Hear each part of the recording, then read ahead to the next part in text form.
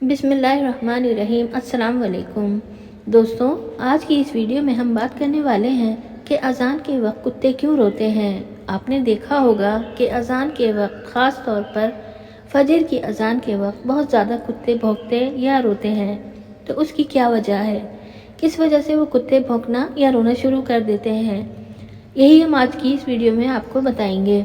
दोस्तों, हर कोई ये जानना चाहता है कि अज़ान होते ही कुत्ते रोने लग जाते हैं और अज़ान पूरी होते ही खामोश हो जाते हैं, और ऐसा ख़ास कर फजर की अज़ान पर ही क्यों होता है।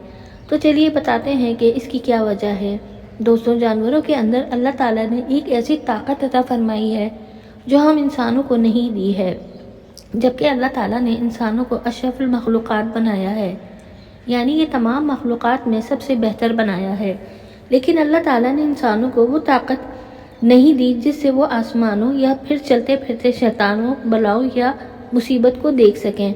लेकिन ये जानवर उन्हें देख सकते हैं। बेज़ुबान होने की वजह से वो इंसानों को नहीं बता सकते, लिहाजा वो ऐसी आवाज़ें निकाल कर इंसानों को खबर करने की कोशिश करते हैं।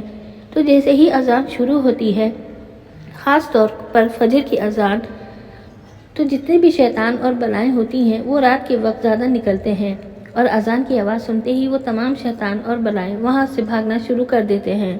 इन्हें देखते ही कुत्ते रोने जैसी आवाज़ निकालना शुरू कर देते हैं।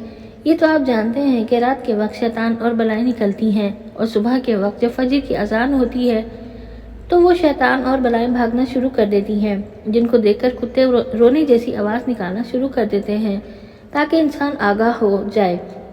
दोस्तों, ये था जवाब इस सवाल का कि कुत्ता अज़ान के वक्त रोने की आवाज़ क्यों निकालता है। दोस्तों, उम्मीद है कि आज की हमारी ये वीडियो ज़रूर पसंद आई होगी।